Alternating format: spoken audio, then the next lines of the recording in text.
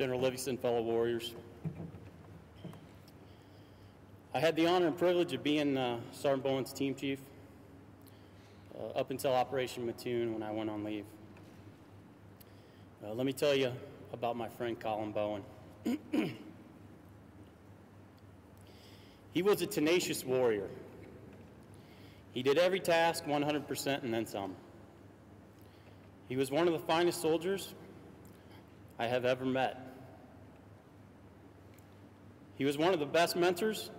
He was the best mentor I've ever seen, and I believe one of the best NCOs in the Army.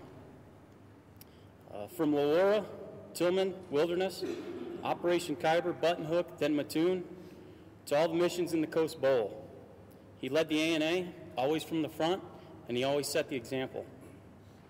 He gave his life for his country, and he gave his life for Afghanistan.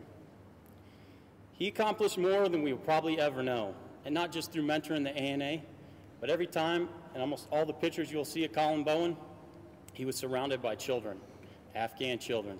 They just loved him, and he loved them. It wasn't his ARCOM, his BSMs, or the CIB he asked me to pin onto his big barrel chest, or the Purple Heart that made him stand out. It was his heart of gold, his passion for the military, his patriotism and his devotion and love for his family. I remember when he received a coin from General Livingston, Sergeant Bowen stood up there, and as the narrative was read, he got tears in his eyes because he really just thought he was only doing his job. That's just the kind of guy he was. Collin and I, we were very much alike, almost the same age, same amount of time in service, same love for baseball. We had 3 children, all the same age, and from 2 different marriages.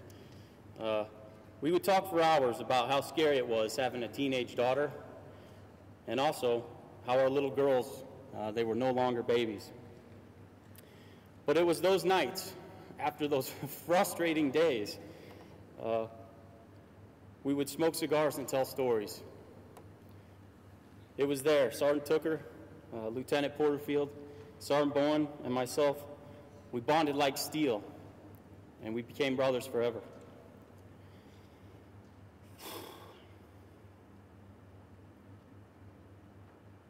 I was fortunate enough to be able to visit Collin at Brooke Army Medical Center and meet his family. It was there I met his wife, Ursula. Man, I'll tell you, she's a beautiful little Colombian firecracker, man. And when I saw Bowen, there was no way I could go in there and see him, I didn't think. And she grabbed my hand, and she gave me the courage to go in there and talk to him. Collin and Ursula, they had the kind of love people only dream about. And I believe, in the end, that's why he fought so hard. Matthew 11:28 says, "Come to me, God invites, all of you who are weary and carry heavy burdens, and I will give you rest." Collin fought like no other, and he is now at peace. Collin, as modest as he was, he would be pissed about all this fuss over him. As Bowen would often say to people, and they usually outranked him, "Stop being a bunch of frickin' Nancys. I love you, brother."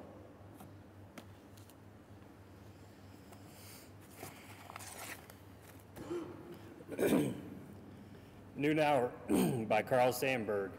She sits in the dust at the walls and makes cigars, bending at the bench with fingers wage anxious, changing her sweat for the day's pay. Now the noon hour has come, and she leans with her bare arms on the windowsill over the river, leans and feels at her throat, cool moving things out of the free open ways. At her throat and eyes and nostrils, the touch and the blowing cool of great free ways beyond the walls. When I met Bowen, I thought he was hard-headed and bold, which I later found out to be the truth.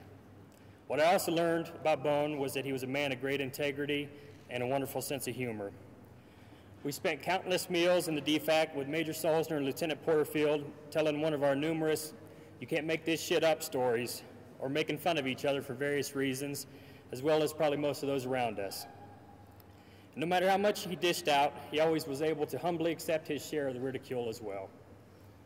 I soon got to know Bowen very well. I found out he was a loving father and husband who adored his family.